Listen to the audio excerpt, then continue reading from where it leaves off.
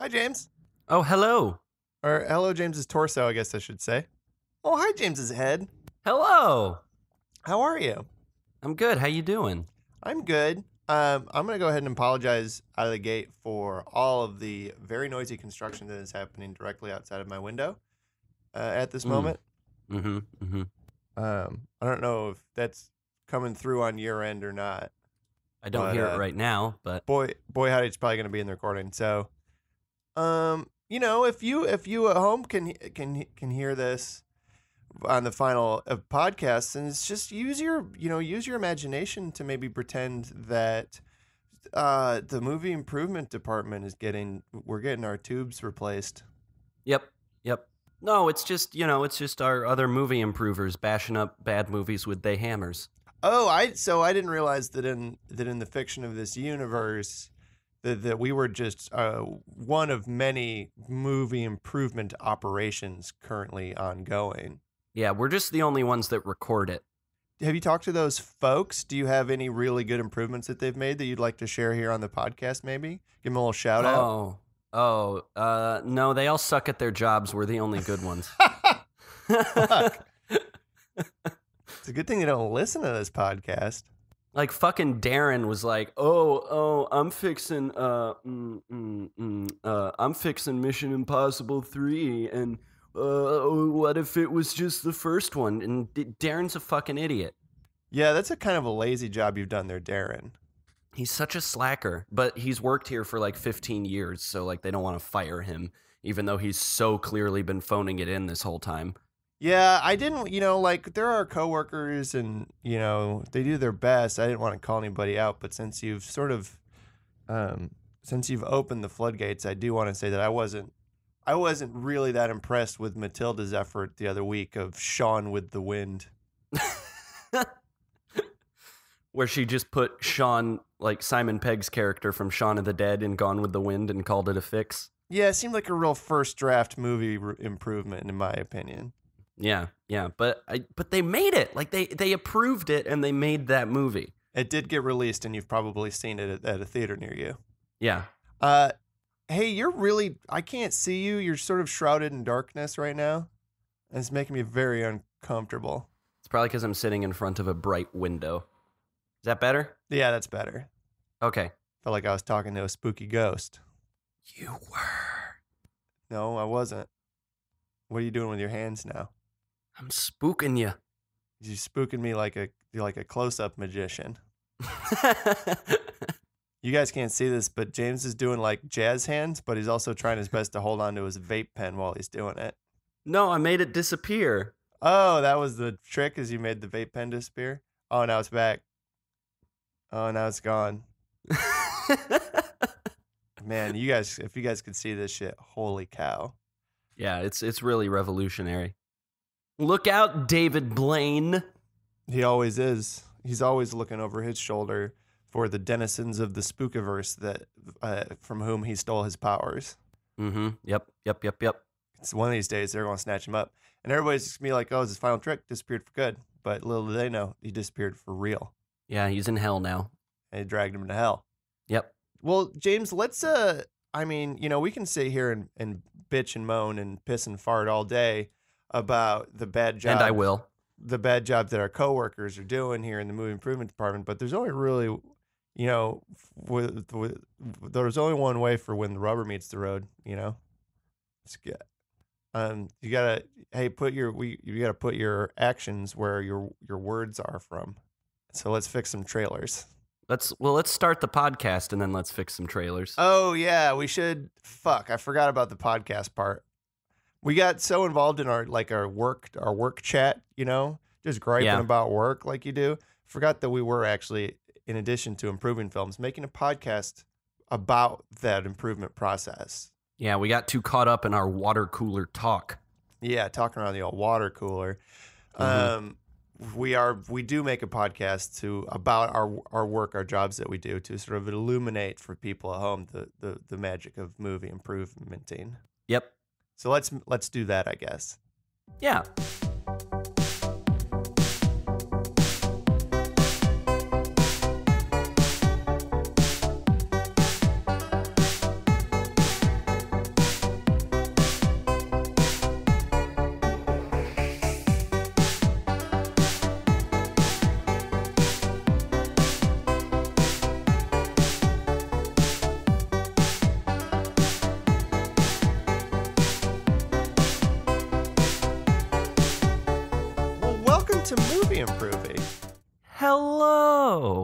this is your world's first and foremost film repair podcast. I'm a licensed and board certified film repair technician, Phil Stressman. And I'm the executive film form, James Kettler. So that is a title that you hold here that no one else holds. Yes. What was what are some of our coworkers' other titles? Molly is the film fixer first. She's a film fixer first. She's a film fixer first, and she's a mother second. Wow, Molly, get some life-work balance. She's really dedicated to the job. She actually has not seen her daughter in 20 years. Wow, that's depressing. Yeah. Terry, he's the improver approver. Oh, so he approves all of our improvements. Yeah. They all go through Terry. Yeah, I was wondering who keeps sending back those bad trailer improvements that you guys never hear. It's Terry. Yeah. Yep, it's Terry. And he's I love the guy, and he's good at his job, but he's been showing up to work like really drunk a lot lately. And I kind of want to ask him like what's going on at home, like what the situation is that's leading him to do this, but we're not really close in that way, like he's kind of my boss, so there's this distance between us, and it just feels awkward for me to reach out, but I feel like I should. Why are you creating this narrative where all of these fictional movie improvement people have such broken home lives? Because look, Phil, this is a tough job, okay? We sacrifice a lot to bring the good people some good movies. It's a tough job and nobody's got to do it, but we will anyway. Literally no one has to do it, but we all choose to. Nobody asked us to do this. Let's fix a trailer, how about? Yeah, okay. I already got the old Apple trailers up, and I see a few. How about Second Act starring Jennifer Lopez? All right, I got it.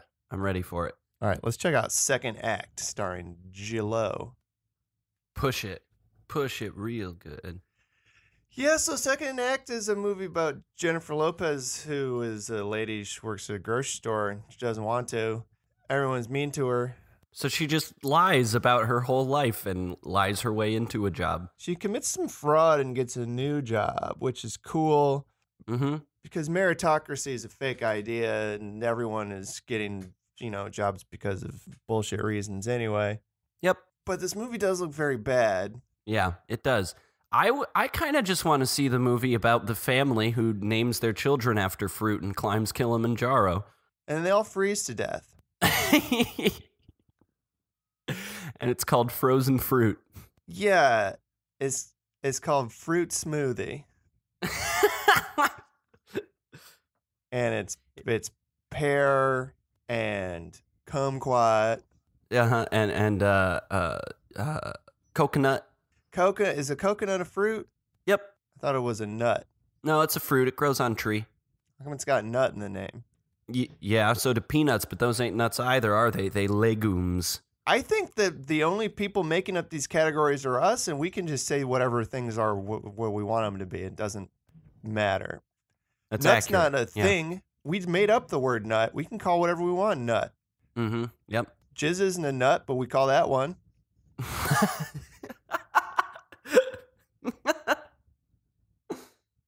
Yeah. I think instead of calling themselves incels, they should just start to say they have a nut allergy.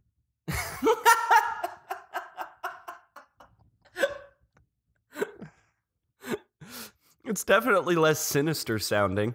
Yeah. Because incel always sounded like a creepy, like, I don't know, incel puts visions of like the Borg or like Pinhead in my brain for some reason. I mean, they are creepy monsters, so I guess that's more truth than advertising, but they'd probably get further in life if people were like, hey, why are you, wearing that big black coat and drawing pictures of women with their eyes scratched out? And be like, oh, I have a nut allergy. Oh, that tracks. I don't see how those are connected, but that must be hard for you. So anyway, the fruit family that go up Kilimanjaro? Yeah, and I think it is called Fruit Smoothie, and I don't think it's really about them. I think they just go onto Kilimanjaro and they freeze to death, and then it's about the abominable snowman who finds them and grinds their bodies up into a tasty drink.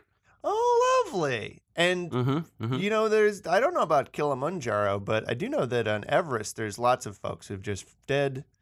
They're frozen there. And okay, now a different idea is forming in my mind. Stick with me here. So there's a bunch of folks who are on Mount Everest and they're dead. And they're frozen. And they've been there for so long that they're like road markers now. They're like, oh, there's, you know, we call them green boots because if he died and his green boots are sticking up, you got to take a left at green boots.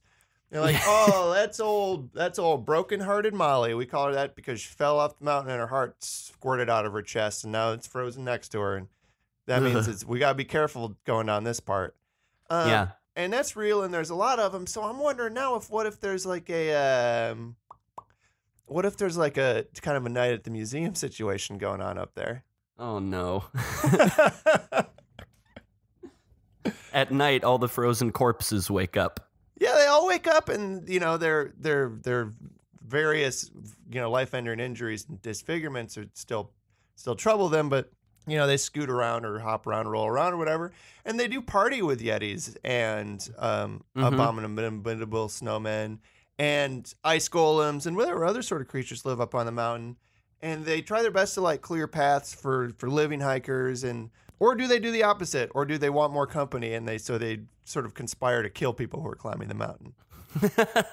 It's definitely the second one. Yeah, and so that's how things have been going for a long time. And they've just been, doing their dastardly deeds and trying to murder people until they murder the Fru family, who these vibrant young children and folks teach them about the beauty of life and love and happiness and bring a light to their lives that they haven't seen forever and turn them around. And now they want to help the people who come up the mountain. Want to help them survive. Yeah, and it is called Fruit Smoothie because the Fruit family does smooth out the path for the new climbers. Yeah, that's good and nice, and I like it. Okay, great. Should we do one more trailer? Yeah, I think we should. There's something here called The Package that looks probably bad. The Package, if you know what I mean. Yeah, I think that is what it's about. Oh, really? Yeah. Oh, it's with the Vin Diesel. Oh, no. Never mind. I typed in The Pack, P-A-C-K, and for some reason the first listing was for The Pacifier starring Vin Diesel. I've never saw that movie. Is it good? No. No, maybe we should fix it one of these days. Go back to the old diesel well. Love that diesel well. Love to drink, take deep, deep drinks from that diesel well. Yeah, let's watch The Package. Okay. So The Package is a movie about a bunch of kids who go camping in the woods, and then one of them accidentally cuts his own penis off. Yeah, it's sort of an American Pie kind of situation, except upgraded for us body internet age kids, Uh-huh. We've all seen it. We've seen so many super bads in American Pies. We've all seen the rotten.com. We're too jaded for that old wholesome, like, oh, it's a fuck joke. Oh, I drank jizz kind of. It's tired. But yeah. You know what's wired, James? Cutting off your genitals. Cutting off your own genitals. Yeah. In the woods where, better put that thing on. Oops, we don't have any ice. Don't have any milk. How you going to Bear's going to come get it. Bear's going to scrabble it right up. How the fuck? Hey James, what do we do, Phil? Are you familiar with the works of a man named David Cronenberg? I am. Uh-huh. So there's a theme that runs through a lot of Cronenberg's work about the intersections between sex and violence, and also between the intersections between like human flesh and technology. I'm talking like Crash. I'm talking Existence. Videodrome, right? So Cronenberg always kind of explored that sort of weird marginal psychosexual territory, and also the idea that as technology advances, like what it means to be human, and the human body is changing and being replaced by machine. Right. But what if we sort of explored those themes, but instead of with machines and technology, maybe more with like sticks and pine cones? So the boy cuts off his dick, and then just a tree starts growing out of there. Yeah, tree starts growing out of there, or he does consciously replace it with some sort of like woodland, It's what I'm thinking here is sort of like a rustic cyborg kind of like a rustic psychosexual cyborg of a situation where, like in Crash, these people realized they were really sexually aroused by car accidents and started deliberately fucking up their bodies and getting into car accidents. Mm-hmm. But what if these horny teens go in the woods and maybe it starts with one of them accidentally slicing off their own member, and they all realize that they like to hurt themselves in a sexual way, and also they want to replace their bodies with parts with twigs and pine cones and stuff. So it's kind of like that episode of Futurama where Bender downgrades himself and becomes like a wooden robot. I don't remember that, but yes, exactly like that. Except also Bender wanna fuck. Yeah, so it's sort of like, remember when we invented the new genre of iron punk? Yes. Yeah, I think this one is just carpentry punk. A Rotwigga. A Rotwigga. Yeah, it's a Rotwigga. That is the name of the film. Forest punk, whatever you want to call it. It's like posthumanism for hermits. For just the crazy old men with long beards who live in the woods. Yeah, so these kids, they're just pushing all of society's boundaries. They're forget about gender identity and sexual orientation. Like, they see past all of that. That's meaningless to them now. All they care about is, I want to cut my leg off at the knee and replace it with a deer head, and I want to, I want to slice holes into my torso and fill it up with leaves. I want to gouge out my own eyes and put some crab apples in there. Put crab apples in there, and you can't see good with the crab apples, but man, am I horny. Boy, howdy, am I turned on. Ooh, I pulled out all my teeth and replaced each one of them with squirrel teeth. Yep. They're still just teeth, though. Yeah, but from woods now. From woods teeth. Okay, but they're just teeth, just smaller. And also they keep falling out, and you got to keep pushing them back in. I cut my own brain out and filled it up with nothing because I'm dead. Because I cut my own brain out. End of the movie. I cut my own brain out, but then my friend Sally filled it with moss. It's like, remember that scene in Titus Andronicus where that lady gets her hands cut off and they stick a bunch of twigs in there? Yep. It's like that, but somebody watched it and was like, that's for me. That's how for I me, like my hands to go. That's for me, and I'm aroused now. Yeah. Oh, God.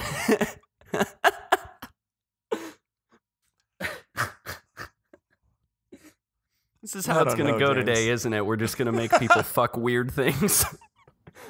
Oh, man, I don't know. It's a dark one today. We're on some dark shit. Yeah. It's holdover from last week. Yeah, I guess.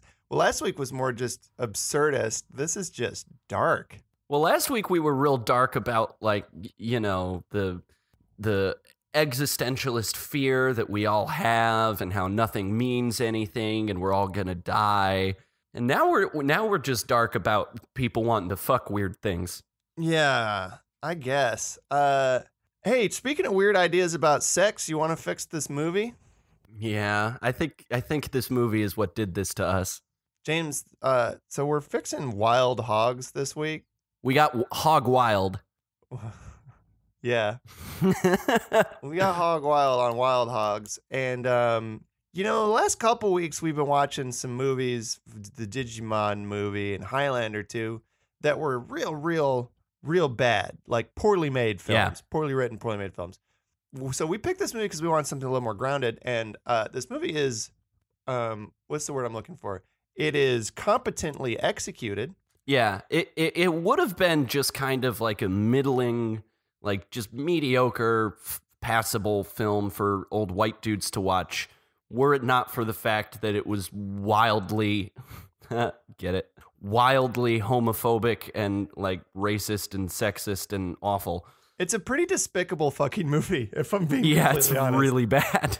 Gay panic is sort of the only joke that they know how to do. Like the first 3 scenes, it was just like, let's go on a road trip. And then montage of motorcycle riding. And then, John C. McGinley wants to fuck us. And then more motorcycle riding. And then, John C. McGinley wants to fuck us again. And then more motorcycle riding. And then some bikers made some jokes about raping them. And that was all just wonderful. And what a fun romp. What a fun romp for the whole family. Yeah. Well, let's shake it off. Shake it all off. This isn't movie complainy. Yeah. It's movie improvy. Yeah. So, hey, give me, when you got an idea and one of them's bad, let's fix this movie about terrible dads. Give me your worst first. Yeah, okay. I'm going to be honest, Phil, a lot of my ideas are pretty much the same, but my worst one is the only one that's different. Mm-hmm. So at the very beginning of this movie, William H. Macy, who is arguably the only not despicable piece of shit in this movie. Right. And he's dunked on ceaselessly for it. Yeah.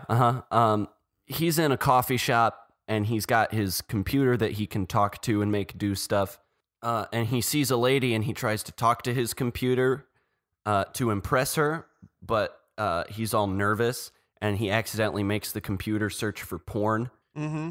And the computer searches for alternative sex. Sure. And it apparently just interprets that to mean old lady porn because it's literally just a bunch of links to like bangandgranny.com or some shit. There were, if I do remember correctly, there were some barnyard animal porn sites that popped up there as well. Yeah, you're right. You're right, there were. But there all were. the porn sites that popped up had really wholesome home pages. Yeah, they did. Just like stock photos, basically.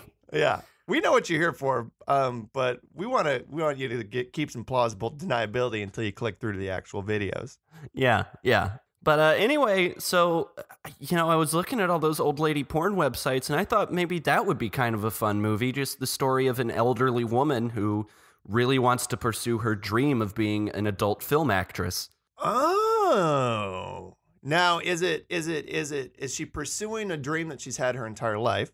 Or is it sort of like that trailer we just watched, the Second Chances or whatever, that she's at a place where she's like, I hate my job, I'm unsatisfied with my life, and then she finds out that one of her grandkids is a cam girl, and she learns about what camgirling is, and then that leads her down a path of self-discovery and sexual awakening. Yeah, I think it's that one. I think obviously she's very, very old, and I think that she's so fucking old, James. I think that she's been very, very horny and unsatisfied in that sense her entire life. There's always been something missing. Right, because, she's old. She comes from a different time when, like, your life path was basically just assumed to be, like, you marry a dude, you get a house, you have children, and then you die. And so she married a really boring old fucker who did not satisfy her sexually in the least, but did sire her children. And now her husband is dead, and she's ready to explore all the sexual desires that she couldn't before, and she does that through camming. I think that her husband is dead, but I think her real wake-up moment was when she was getting interviewed by the local news on her birthday, when she turned the oldest woman in North Dakota. Mm-hmm. And they were like, what got you through it? What are your joys in life? She's like, fucking nothing. I have no joys. 117 years old. Nobody but me has ever even once given a sideways glance to my butthole. Uh-huh. The news reporters are like, ugh, cut. She's like, nobody even asked me once about my butthole. Why is that? Why haven't you asked me about my butthole? We thought maybe you'd say like you bacon and whiskey is an answer we get a lot. Or like you just like decorating cookies with your grandkids. She's like, no, I think I want to try putting some stuff up my beehole. Okay, and here's Jim with the weather.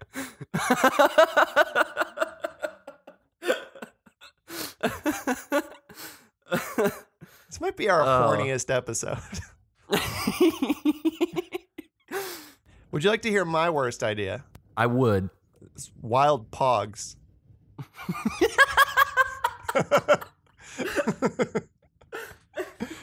Just so okay, so it's basically the same like setup as this movie. It's a bunch of dads who are no, we're unhappy about for different reasons, but their solution to it, rather than going on a cross-country motorcycle road trip and having a bunch of homophobic experiences, is they just go to like a Pogs tournament.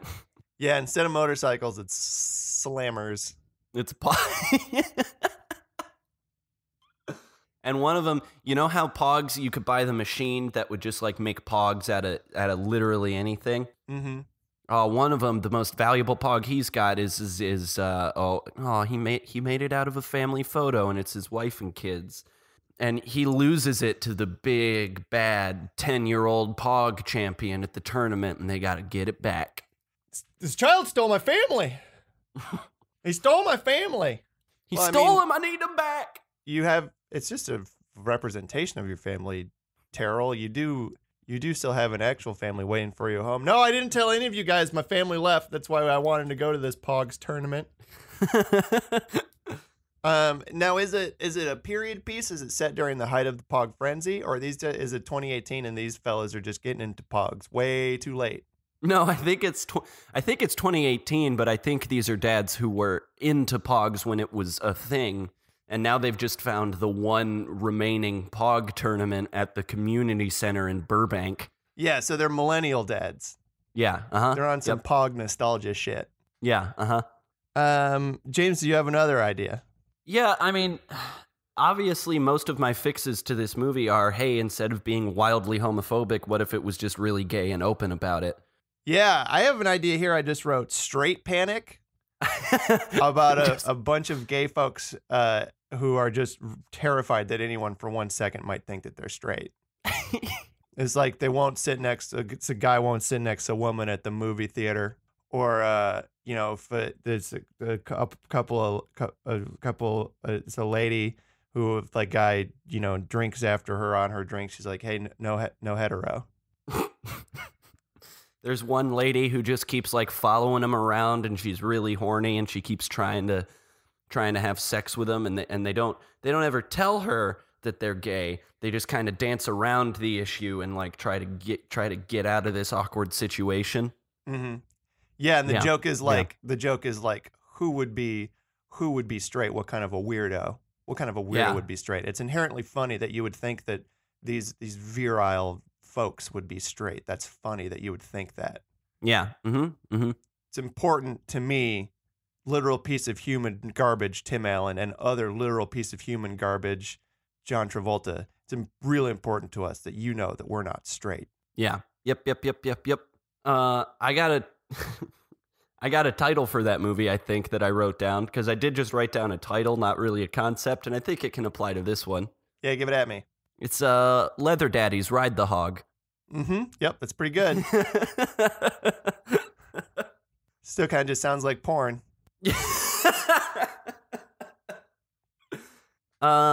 In that same vein, so like I said, William H. Macy is the one character in this movie who's not like a despicable piece of shit. Like, he's just kind of really nice to everyone. Mm-hmm.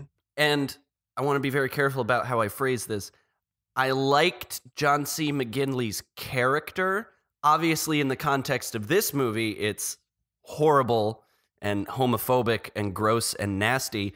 But I do kind of just like the idea of John C. McGinley as like a very, very gay and open about it cop who just finds love somewhere on the road.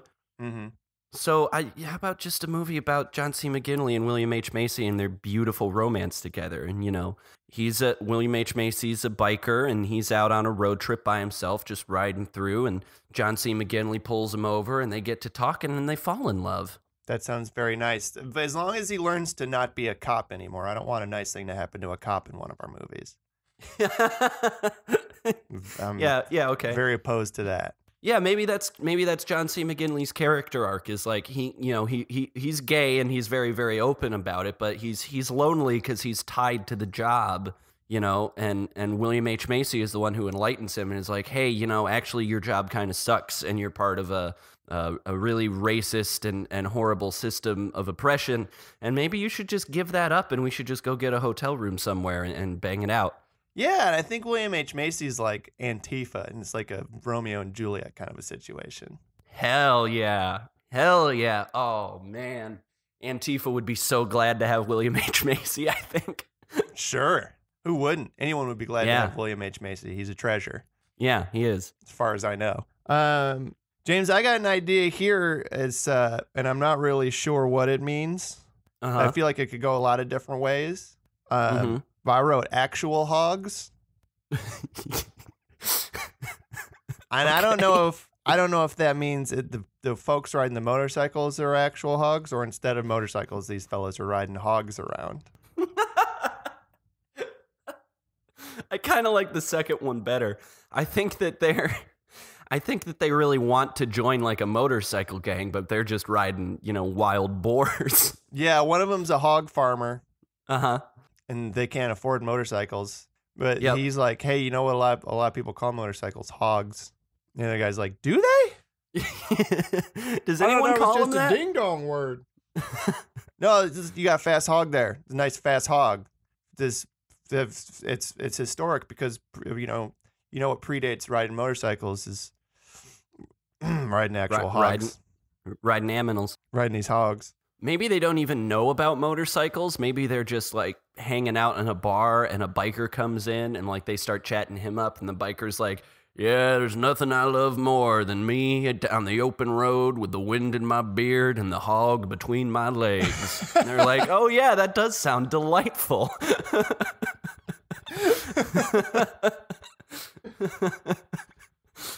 This hog doesn't go as fast as I was led to believe. But boy, howdy, have I found so many truffles. I don't really get wind through my beard as much as I just kind of get a gentle breeze every once in a while. Hey, I got wind through my beard. You just got to put it behind the hog. It's because the hog is gassy. farting. The hog's farting on him.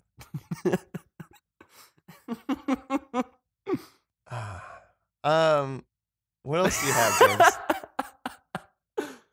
What else do I have? Yeah, what else do you have? I just did one. So I'll throw Bess's idea into the mix. Again, in this same vein of just, instead of it being homophobic, it being just gay and okay with it. Bess's idea was just cast the Queer Eye boys in this movie and just have them riding around on motorcycles going to fix up like biker bars and stuff. And she did want me to specify for some reason that they all have pet micro pigs. And those are like the other hogs. Those are the hogs. They've got a bunch of little teacup pot bellies with them. Yeah. Jonathan Van Ness puts his in high heels. Yes, he does. It's Just like pop, at the pop, end pop, of the pop, pop. it's basically just the last few 5 seconds of this. Did you stay till the end of this movie, Phil, or did you shut it off? No, Lord, no. Oh, absolutely not. Yeah, I don't blame you. But if you had stayed until the end, you would have found the delightful end credits sequence where so you know they blow up Ray Liotta's bar. No. Oh, you didn't even get that far into this movie. Nope, sure didn't. Yeah, so the main plot of this movie is they blow up Ray Liotta's bar, and then Ray Liotta and his biker gang want to murder them dead. Got it. And at the end of the movie, after stuff is resolved, because Peter Fonda shows up and just Deus Ex Machina is the whole situation, there's an end credits sequence where we find out that the Wild Hogs called Extreme Home Makeover to build them a new bar. So yeah, it's basically just that, but instead they called the Queer Eye Boys to fix everything up for him. Yeah, Bobby Burke's fixing it, and Jonathan Van Ness is teaching all the big biker boys about how to moisturize skin underneath their beards. Yeah. Yep. Yeah, that's a nice one. That's a nice idea. Yeah. So you referenced this scene earlier wherein William H. Macy had somehow programmed a computer to talk to him. Yeah. And also William H. Macy's character can't ride motorcycles good. No, he cannot. So I had an idea here where it's like Knight Rider with William H. Macy and a talking motorcycle, but he doesn't know how to ride it. He's just constantly and like his computer at the beginning of this movie, it often misunderstands his voice commands. Yeah, Kit's real dumb, and William H. Macy spends most of his time pushing him around. Because he keeps crashing and like bending the tires so he can't ride it. Yeah, and also every crash just scrambles Kit's brain up a little bit more. Yeah, yeah. So it's just constantly like, you know, there's a group of there's a gaggle of bad guys, and they're Is that the collective noun for bad guys? Yeah, a gaggle. Okay. Anyway, there's a gaggle of bad folks, and they're holding up, you know, a bank or whatever, and the bank manager is like, oh, you guys just wait. You just wait until Knight Rider gets here. He's going to show up and save the day. But William H. Macy is like 400 miles outside of town, hand pushing his bike, and he shows up 2 days later, and like everybody's dead and all the money is gone. Yeah, or alternatively, it's the jewelry store, and all the baddies are like smashing the glass, taking the jewelry, pointing the guns, and they're like, don't press the button or call the police or we'll kill you. I got a mask on. I look like a president. And Yep. And the jewelry store guy's like, I don't need to work. I don't even need police. The bike rider is going to be here soon, and you'll see what's what. And then a motorcycle just crashes through the front glass of the store and hits the store owner and kills him. And you see William H. Macy's body just like ragdolling on the ground, and his arms are all broken. And the thieves are just like, oh man, well, I don't even want to take it now. Just feel bad. This is awkward. And now, like, we could be on the hook for manslaughter or something. Let's just leave. And they can blame this on this man who crashed his bike through the window. And then the motorcycle's it's just like, and it Google's a bunch of pornography. William H. Macy's like, call an ambulance. And the motorcycles, it's like, did you say call? Did you say anal, Lance? Here you go. Oh, no.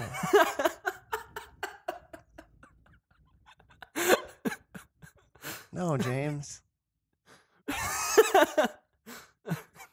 Really, I'm just trying to push the limits this week of how grossed out I can make you. We've already pushed it.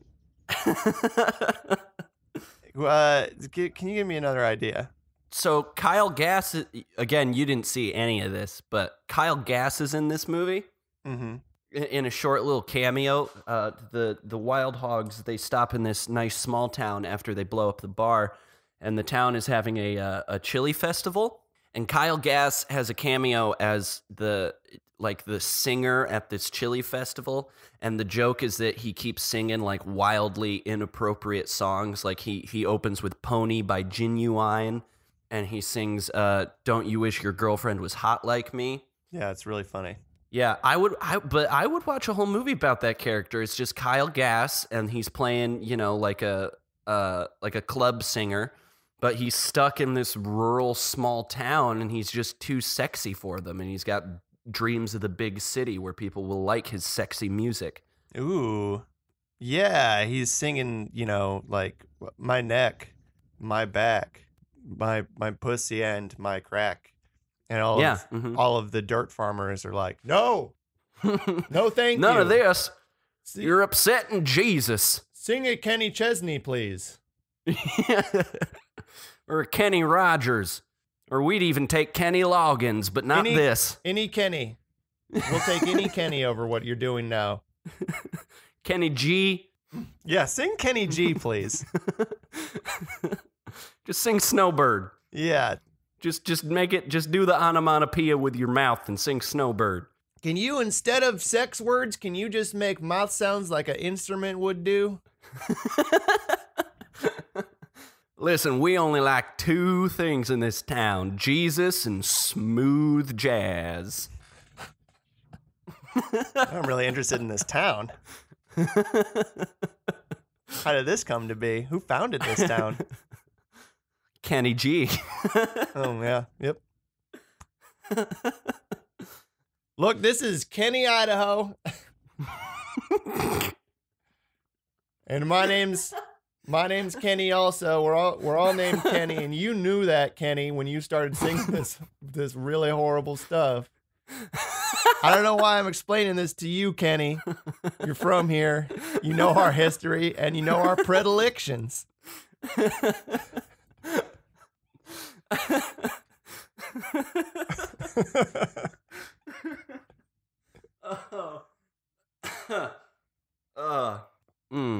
What else, Phil? Tim Allen's a dentist. Yep. He's also a bad garbage man. Yep. So I thought maybe this is a movie where they all go try to poach a lion.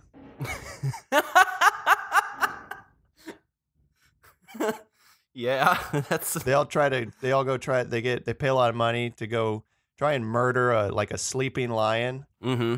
But I think everything goes horribly awry, and the animals all work against them, and instead they get murdered horribly. Instead, you remember that scene from XXX Return of Xander Cage where they introduce Ruby Rose's character, and it looks like she's about to shoot a lion, but then she shoots the man who's hunting the lion, and the lion eat him? Yes. Yeah, I think Ruby Rose is there, and that happens. I think that this is actually just that scene, but from the perspective of the asshole that she shoots. And then the back half of the movie is just him like dragging himself through the savannah with busted up legs, getting pecked by vultures, and like having to avoid being mauled to death by animals. And he does die at the end. What if instead it is Tim Allen? What if instead of Ruby Rose, it's Ruby Rose voicing a super intelligent antelope who's learned to use guns and is just taking it upon herself as her life's mission to defend the other animals of the savannah. Mm-hmm. Mm-hmm. And there's a running gag where like the lions keep trying to eat her, but she's like, "No, guys, quit it. Hey, stop it. I'm on your side." She's got a big laser pointer she uses to distract them. Yeah. Yup. This is not a movie idea and is only tangentially related, but I had a thought the other day is like, you know how cats follow a laser pointer? Yeah. And obviously a lot of people made the joke about like, hey, if a big cat's coming out, you just shine a big laser pointer. Yep. And you know those laser pointers that are green and they go all the way up into space? Yeah. So I had a mental image of a big cat coming to kill you, and you shine a big green laser pointer on the ground and it gets distracted, and then you shine it up into the stars and it just flies up into space after it.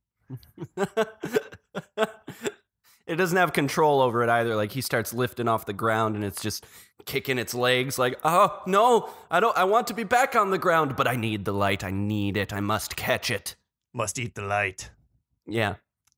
So that's something I thought of.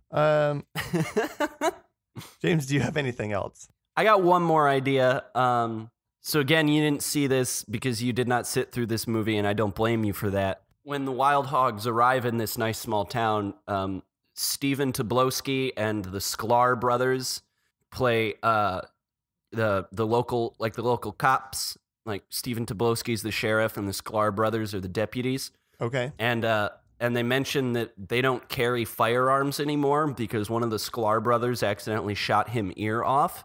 Mm-hmm. And then also later, when the bad bikers show up, the Wild Hogs are all like, "Hey, you're the cops, go do something." And Stephen Tobolowsky says, "I got my training online. The training course was just doom."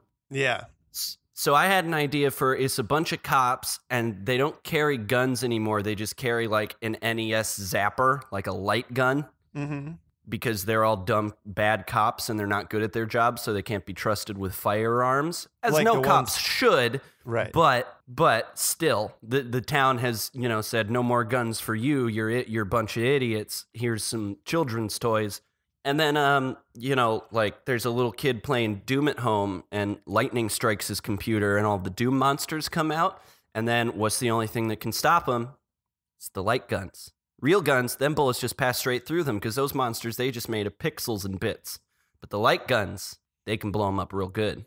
Yeah, I think that's the idea that the cops have when they go out to fight all the Doom monsters with a lot of unearned confidence. And they're like, no, you don't get it. These are, them is from video game.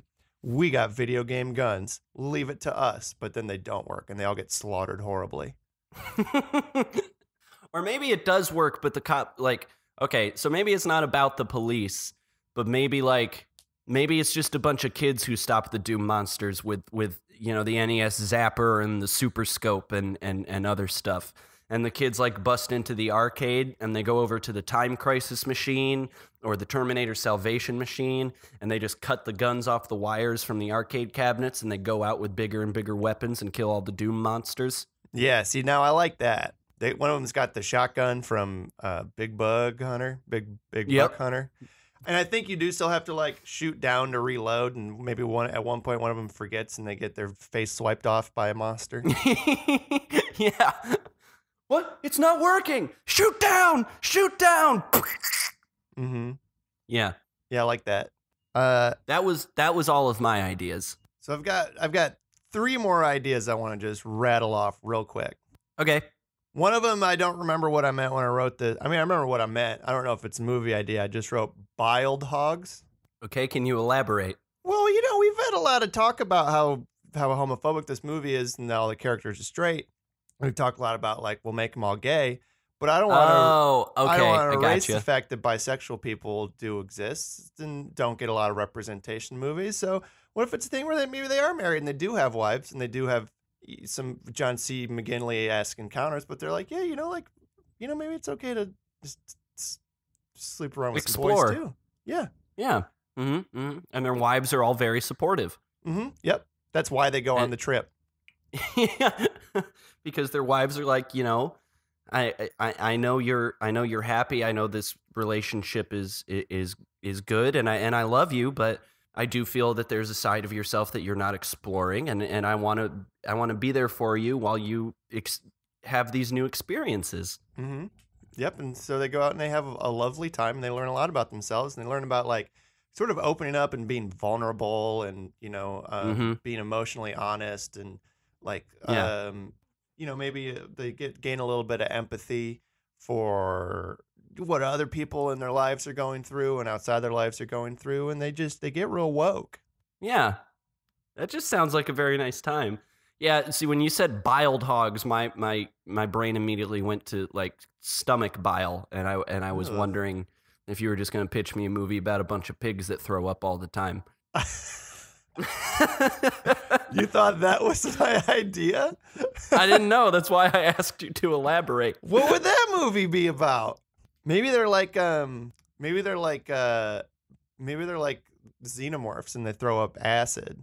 Do you know how in the alien, kind of the broader alien universe, the xenomorph sort of takes some of the form or some of the attributes of whatever creature it's gestated in?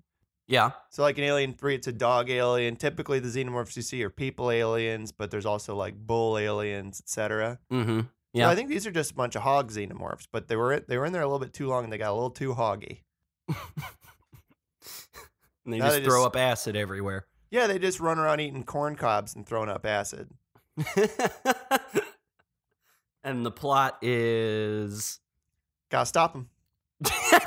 Oh, so it's not about them. It's about the people who got to stop them. Yeah, gotta stop. Or the other barnyard animals who have to stop them. Ah, got it. Yeah, okay. I got another. Or hey, maybe it's just Pumbaa from The Lion King, and it's just the Lion King, but Pumbaa's secretly a xenomorph, and he throws up acid on Simba and Timon. Are you saying Pumbaa? Yeah, I think it's Is it Pumbaa? It's Pumbaa. It is Pumbaa. It's Timon and Pumbaa. Pumbaa's a different kind of animal. Yep. I got another idea here. It's sort of a reverse. It's a Wonderful Life about the lives of these 3 or 4 wives, and how much they improve after their shitty, homophobic, patriarchal husbands all die in a terrible motorcycle accident.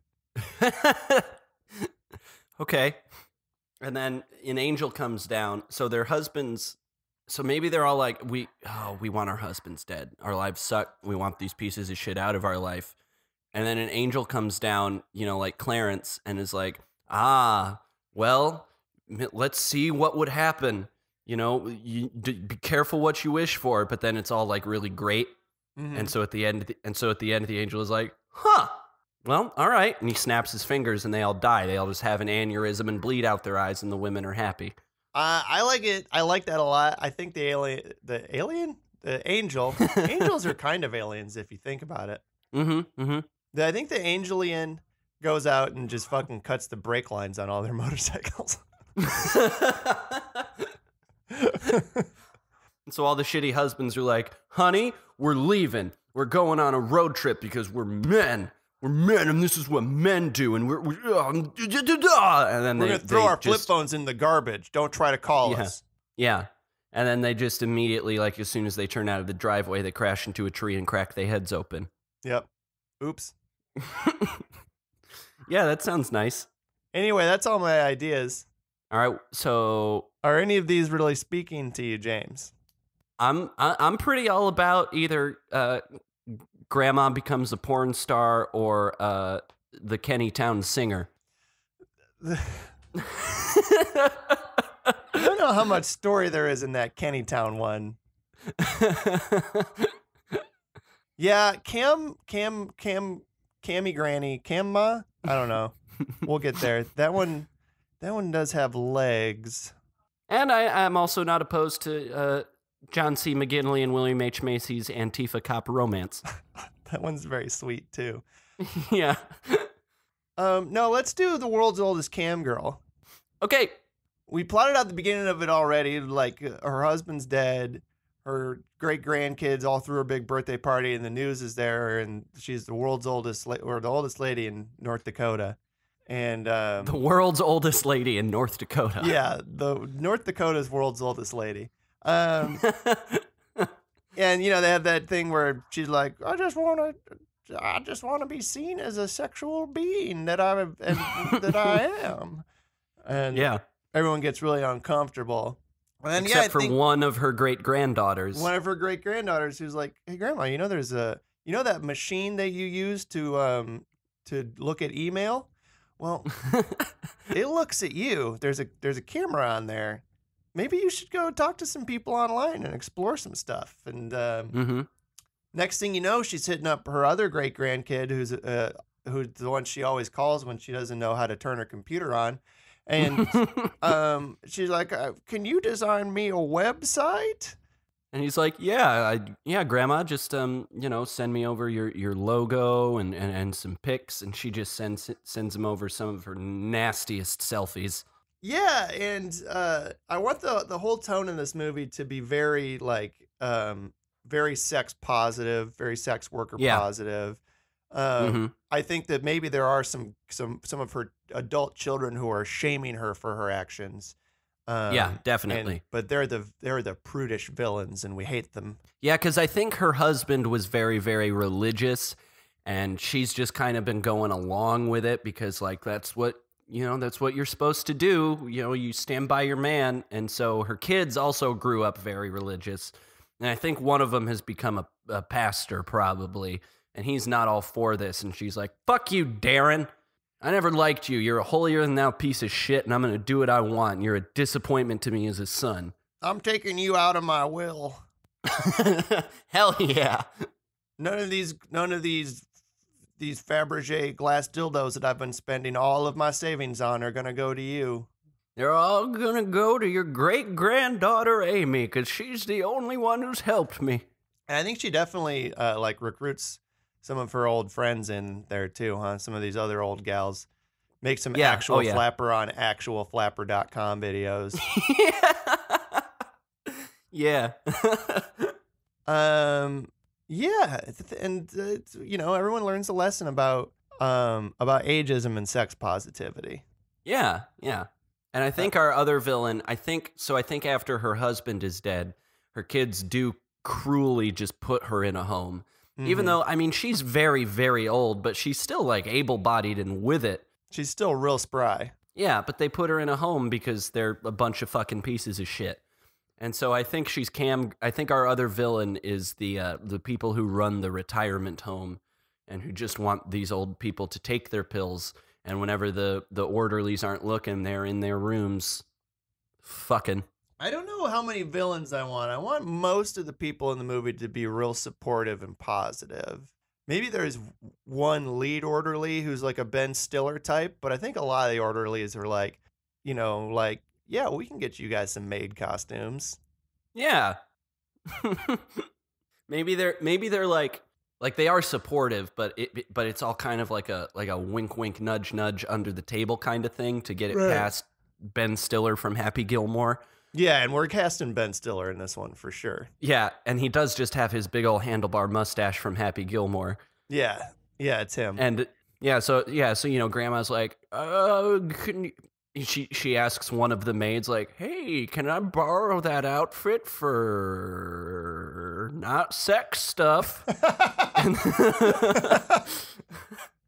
And the maid is just like, of course you can, Mrs. Duncan. Yeah, Wink. Mertrude for not sex stuff. Okay. Yeah. Mertrude is the oldest lady name I could think of. Mertrude? Mertrude. Do you mean Gertrude? I don't know that Mertrude is a name. Not anymore. It went extinct. Oh, okay. She's the last one. Uh-huh. Mertrude Duncan. The last Mertrude. Shall we cast this Mamma Jamma? Yeah, I definitely think I know who the grandma should be already. Oh, who should grandma be? Don't you say Johnny Cloris Knoxville to me. Leachman. Oh. Cloris Leachman. Yeah, that sounds good. It's definitely Cloris Leachman. Yeah, I feel like it should be Cloris Leachman. She is 92. Yeah, like that is a shtick she's done a number of times before, I think. The old lady who like fuck. Yeah, but this time it's not just played for laughs. It's got real heart. Yeah. It's like a Alan Arkin and Little Miss Sunshine kind of a thing, like. Yeah. It feels like a real fleshed out person, not just like a joke. Yeah. And obviously we do have Ben Stiller as the orderly. Ben Stiller's gonna be the orderly. Do you want to random up a couple of mean fucking kids? Yeah. And then I guess based on the age of the performers, we can decide whether they're mean kids or mean grandkids. Yes. All right, I think this one's like the super religious, holier than thou, and they like maybe hold the dead husband in like too high esteem. Like they always saw him through rose-colored glasses, right? And they're when he was actually a real piece of shit. Yeah, they sort of want to emulate him in their life. The movie is Nun. The Nun or just Nun? It is The Nun. I think. Okay, fitting. Or I guess I should say the movie formerly known as The Nun that's now been repaired into Nunchural Habit Hat. Yeah. Yep. A fitting choice. Yeah, and our bad grandkid is going to be Charlotte Hope from Game of Thrones. Yeah, okay, so it's a lady pastor. Yeah, she's a holier than thou grandkid, really loved her granddad, loves Jesus, hates sex and the talk of sex. Mm-hmm, yep. Hates it. Hates it so much. Don't you talk at sex at me, Grandma. I respect won't you have because it. you're old and therefore better, but you may be the golden, you may be the, I made a joke in my mind and I hate it and I don't know if I want to say it, but I'm going to say it anyway. No, do it. It's supposed to be the golden generation, not the golden showers generation. I thought you were going to go somewhere Golden Girls with it, but that's much better. But wait, golden generation isn't even a thing. It's greatest generation. Yeah. So pretend instead I said it's supposed to be Golden Girls, not Golden Shower Girls. I think that's the name of Grandma's website. Golden Shower Girls. Maybe that's a page on the website. Yeah. Let's do another one. I think this is what's our shitty granddaughter's name?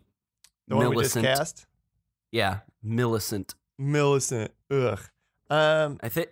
Yeah, well, let's roll the dice and see who we get, and then I'll base the character off of that. Okay. I think this one is maybe that one was protests for religious reasons. I think this one is maybe one of the kids or grandkids who's just like wants her to hurry up and die already so they can get that inheritance. Yeah, get all those glass dildos. Yeah, they're real mad she's spending so much of her last remaining money on sex costumes and fuck swings. Yeah. Movie's gonna be Game Night. I'm putting a blanket veto on Jason Bateman. Yep. Michael C. Hall. Hell yeah. Yeah. Ooh, that's good. Yeah, greedy fucking grandkid Michael C. Hall. Nasty fucker. Ugh. Yeah, I think he's Millicent's husband. Okay. But that's where I was going to go with that, but then I was going to wait to see if we cast a man, because obviously the super religious piece of shit granddaughter can't have a wife. Right. Yeah, I think Millicent's husband, and I think he's kind of he's unsupportive in like kind of a nagging way. Like he's not overtly like, "Grandma, this is wrong and you shouldn't do this." He's just kind of like, "Oh, I just don't know what your great grandchildren are gonna think of you doing this kind of stuff, Nana. You know, you're such a noble, you're so well respected in this family, and we just don't want to see you in that light. You know, And also, I want your fucking money." You've lived such a special life for so long. Why do you want to degrade all of that wonderful history that you have by doing this to yourself? How could you degrade yourself like this? Yeah. I fucked Eleanor Roosevelt, you little bitch.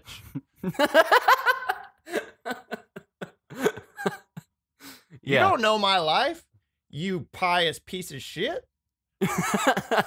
Holier than thou ass? Motherfucker? Grandma. I'm sorry, being a motherfucker. Don't mean to use cuss language, but shit.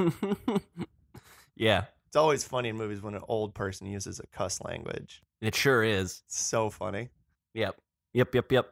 When we were in Utah, we were going up to Antelope Island, and we were stopped at the the state park booth before we drove up there to get our pass.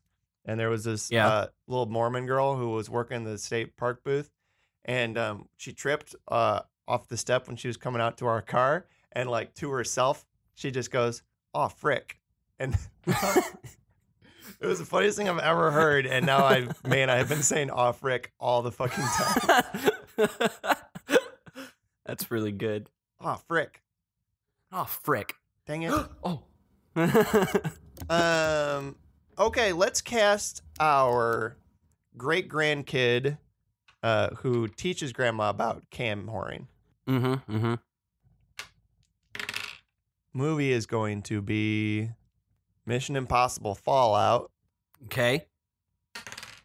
So, we got Simon Pegg. Yes! That's exactly what I was hoping for. So I think maybe it's not a great-grandkid. It's definitely just a regular grandkid. Yeah, And he, that's how he makes his living. He's the one, he's like the black sheep of the family. He only shows up to them family reunions. He doesn't have contact with them most of the time. He's just like, all these people suck and I'm not going to have contact with them, but I do love my grandmother. So he does show up for the funeral when grandpa kicks the bucket. And he's the only one who can read that like something's missing for grandma and grandma wants to do something else. So he teaches her about what he does for a living, which is camming. Yeah. I really love the image of Simon Pegg as a cam boy. Yeah, it's noble work, and he's well suited to it. Yeah, it's really good. I've never seen Simon Pegg really like try to be sexy, so I think that would be fun for him.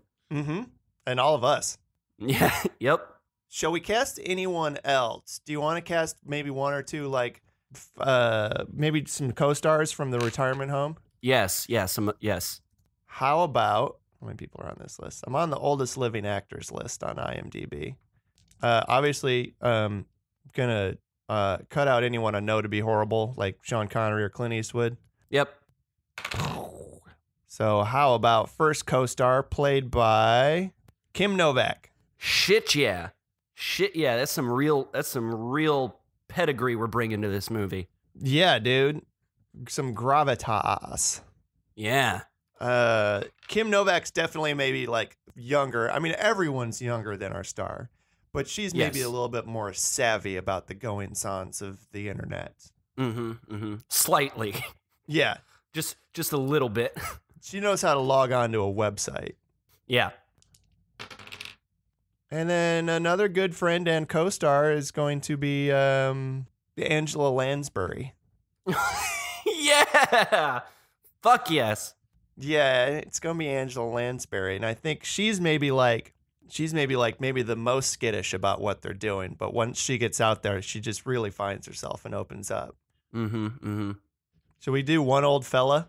Yeah, that's it. Yeah, that's what I was going to say. I think we need one old stud in there for the man on woman vids.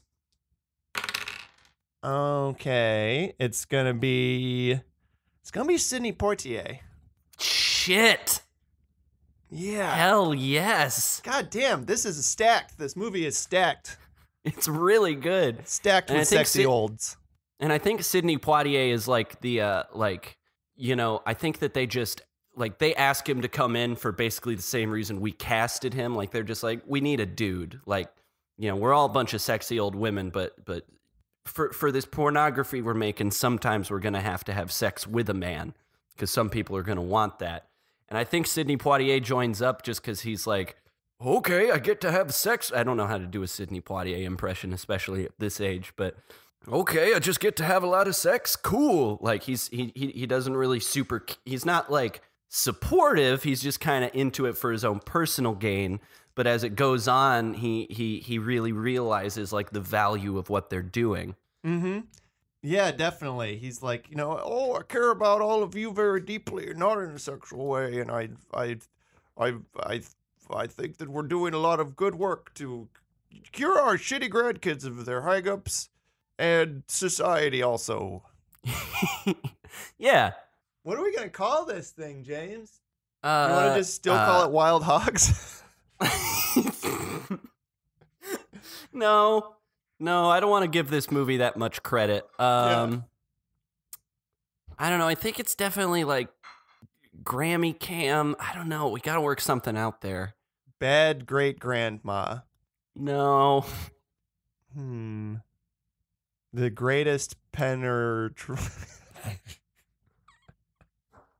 I'm sorry?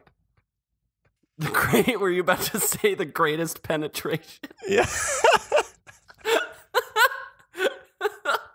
Yeah, I think it's that one.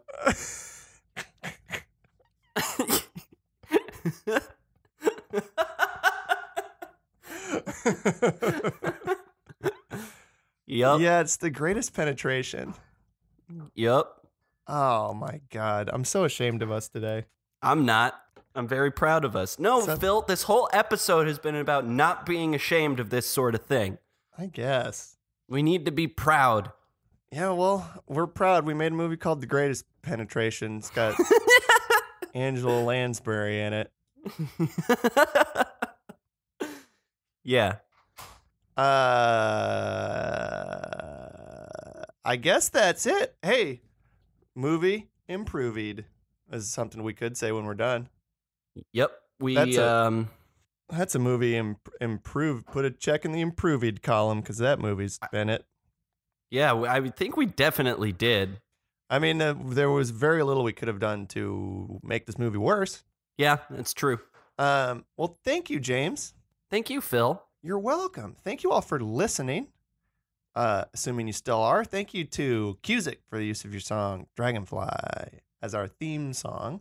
You can follow me on Twitter at Phil Stressman. You can follow James on Twitter, DocProfessorMan. Follow the Movie Improvie on Twitter at Movie Improvie. Fucking subscribe on Apple Podcasts. Subscribe on Stitcher. You can subscribe on Spotify. Just fucking subscribe to the podcast.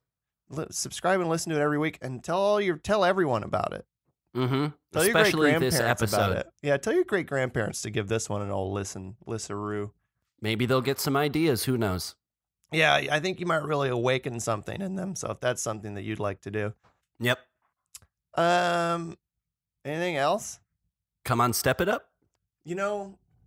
Everybody, mainly the people who made Wild Hogs. Yeah. Come on, step it up. Step it up, you fucking assholes. Guys, step it up. Jesus titty Christ. Yeah. Come on. Come on, step it up. Goodbye.